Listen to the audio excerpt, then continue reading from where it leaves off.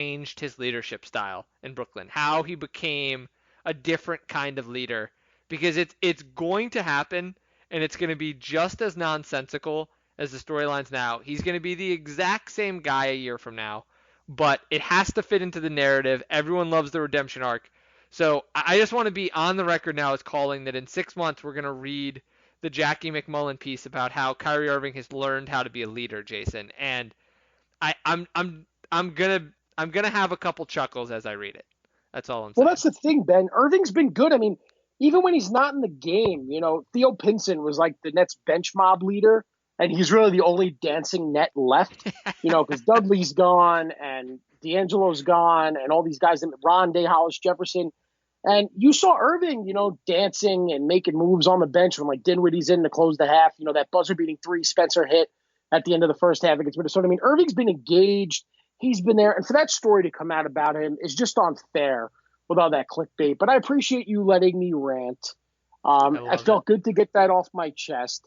But it's time for my favorite segment, which is Ben's Bulls Bliss and or Blues. I mean, Ben, where are we at this week? What's our mood temperature? So I think most people would be expecting the Blues, but I'm not quite at bliss, but I'm cautiously optimistic. They've had some bad losses to bad teams. I mean, let's not confuse this. We're going to call a spade here. They've lost to the Hornets. They've lost to the Knicks. Those are not playoff teams. Those are teams that they should win if they are going to be a playoff team, which I projected them to be. However, they are currently 27th in field goal percentage in the league. For those of you who don't know, there's only 30 teams, so that's pretty bad. 28th in three-point percentage. I think those are going to go up, especially with the way that this team is constructed. Otto Porter and Lauri Markkanen have been atrocious from deep. Porter has just not gotten over his injury. It's really obvious watching him play that he's not 100%. Markkanen, before the Knicks game, was shooting 12% from three, which is abysmal. And it wasn't like he'd only taken a few attempts. He's just been missing wide open shots. Those are going to start going in. The Bulls are improved.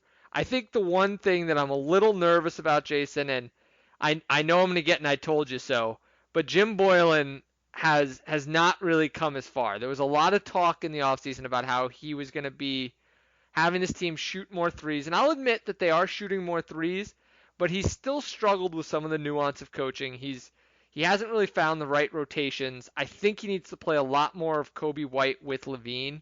Teams are keying on LaVine, and that's really, really started to kind of gum up the offense. And I think the last piece here is just that LaVine has to be more of a distributor. And that's something that we're going to have to see. Before he can take the next step to become an all-star player, he has to learn how to really make his teammates better by getting them involved, getting them easy looks when the defense collapses. And honestly, Jason, he just hasn't really done that.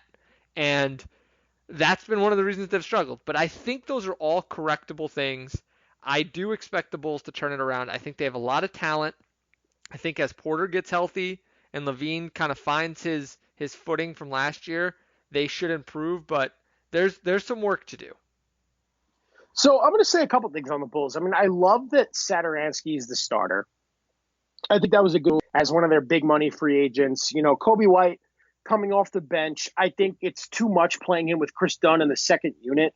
I mean, I love their front court. I thought Porter looked good in the early going against the Knicks. I was listening to the Knicks call on my way home from work, and I love Thaddeus Young.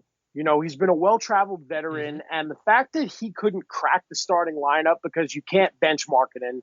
Carter's the center of the future, and Porter's younger.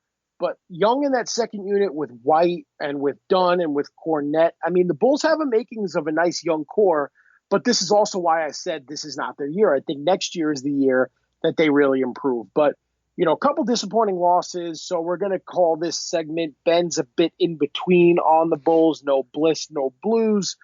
But they have some things to be excited about. I think LaVine, as much as, you may knock him, has improved because I had thought a couple of years ago that he was playing his way out of the league. I think that ultimately will end up being the end game for Chris Dunn, but LaVine has showed that he can be a really formidable shooting guard in this league. His shooting's gotten better. He is a hell of an athlete. And, the Bulls got a couple of young pieces, but Ben, they're going to go through these growing pains. I think that goes without saying. Yeah, absolutely. I mean, I think that if LaVine can just figure out, he doesn't need to average 10 assists a game, But if he can just learn how to make that extra pass, and he still struggles with seeing that defense, and he forces up some bad shots, if he can just figure that part of his game out, he will be so much more difficult to defend because he's a really good shooter and he can really, really score the ball around the rim. He's a great finisher. So I like that. The other thing I will say for this team is that I think Wendell Carter, he had a coming out game against the Knicks, and the last two games that he's played, he's looked much more aggressive. He was coming off an injury. He didn't play much in the preseason. So this was kind of his preseason, those first two games. And he's still on a minutes restriction. But I'm just going to say, Jason, I don't know how much of the Knicks game you watched, but he was going to cram on people's heads all game. And he just had not done that the first few games of the season. He had looked sort of tentative. Against that Knicks team, even with Mitchell Robinson, he looked ready to slam the ball through Mitchell Robinson on a few of those plays. And that's a really good sign if you're a Bulls fan. No, absolutely. I mean, is there anything else on the Bulls? Because I just talked for like half my life about the Nets. I mean, is there anything else before we move on to our marquee matchups? I want to make sure you get the floor here. I think it's time to get to these marquee matchups because we have some really juicy ones. The one I really want to steal from you is on Saturday. The Raptors travel to Milwaukee, and I think that is going to be one heck of an interesting game, Jason, because obviously the Bucks remember the Raptors taking them out of the playoffs, and meanwhile the Raptors have been a really stingy defensive team to start this season. And I'm really interested to see how the Bucks play against a team like the Raptors. They've been sort of rolling over some teams that just really haven't been able to keep up with them on the defensive end. And I think that could be a slugfest, Jason. No, it can be. And it's funny, the way I picked the marquee matchups of the week was one all West, one all East, and then one East West. So I think Raptors Bucks might be the marquee matchup of the week. But there's also another good one following Nets Pacers, and that's the Wednesday late game here. Clippers at Jazz. I mean, the Clippers have looked like world beaters. You know, we've talked about a lot of these, good teams, bad teams. The Clippers are just world beaters right now, Ben, and they don't even have Paul George. So I think that's a nice test early on. You know, they survived the Lakers test. They dismantled the Warriors. I want to see how they look against the Jazz. And why don't you give us the final marquee matchup of the week? Oh, I was going to let you have it, but No. Sixers travel to Portland to play the Blazers. I think this will be a good game. The Blazers are 2-2. They feel like they should be better than they've been, but this Blazers team is weird. I can't quite put my finger on them yet.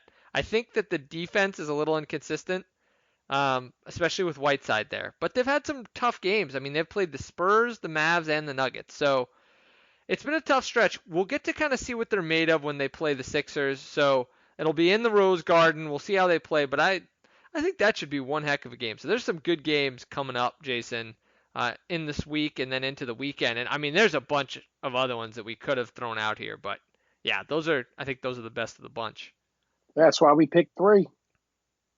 Well, I think that does it for us, Jason. But of course, before we let the people go, we have to remind them to subscribe, rate, and review. 5 stars only and 5 stars, please. And thank you again. Please don't check on my mental health. I'm okay. I just felt a certain type of way about this article. You know what? I think the passion is good because it's the fandom that I think we all kind of experience, where we get frustrated and we start to make these teams feel like our own, like our family, and we want to defend them. And ultimately, Jason, I got to say too, I think it's just a symptom of the NBA drug is back in our bloodstream, and it just makes us do crazy things. And my wife Flo will probably attest to the way that I'm going to be acting during this bowl season, especially if they lose a few more games. So I'm right there with you, brother. Sorry, Flo. He really is a good guy, okay? We promise. Well, with that, guys, thank you for listening. As Jason said, subscribe, rate, and review with 5 stars, and we'll talk to you next week. Peace.